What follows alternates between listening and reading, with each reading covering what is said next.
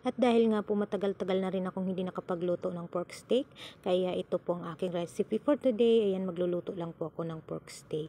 Ayan, paborito po ito ng aking mga anak at syempre ni Mister, kaya ipagluluto ko sila ng pork steak. Ayan po. Masarap po yan lalo na pag marami pong sibuyas na ilalagay. Ayan, white onions po ang ilalagay ninyo. Masarap po kainin. Ayan, una po ay syempre iprito-prito ko lang tong karne ng baboy. Binabad ko lang po yan sa toyo, kalamansi at konting paminta para po malasang-malasa na po yung karne natin. Binabad ko po yan ng mga 30 minutes lang kasi kailangan ko nang iluto. Pero syempre makapit na rin ang lasa niyan.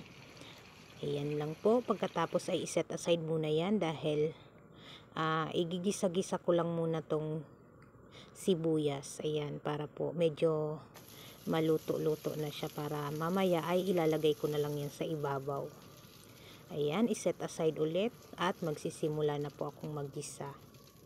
Ayan. Naglalagay po pala ako ng konting bawang, pero depende naman po sa inyo kasi yung iba alam ko pag pork steak ay hindi na po sila naggigisa ng bawang. Ako naman gusto ko pong may bawang akong nilalagay dyan. Pagkatapos kong igisa-gisa ay ilagay ko na rin tong karne na prinito-prito ko po. At yung pinagbabaran po ng karne kanina, yan po ang ipangsasabaw natin dyan. Ayan. Tapos antayin lang po natin yan kumulo at syempre takpan natin at lutuin po ng ilang minuto para po lumambot na yung karne. Ayan lang po, pagkatapos pag okay na po, malambot na at luto na po, ayan, itatoppings lang po itong sibuyas. Ayan, okay na rin po ang lasa niya, natikman ko na rin yan. Ganyan lang naman po kabilis or kadali magluto ng pork steak. Ayan, luto na po.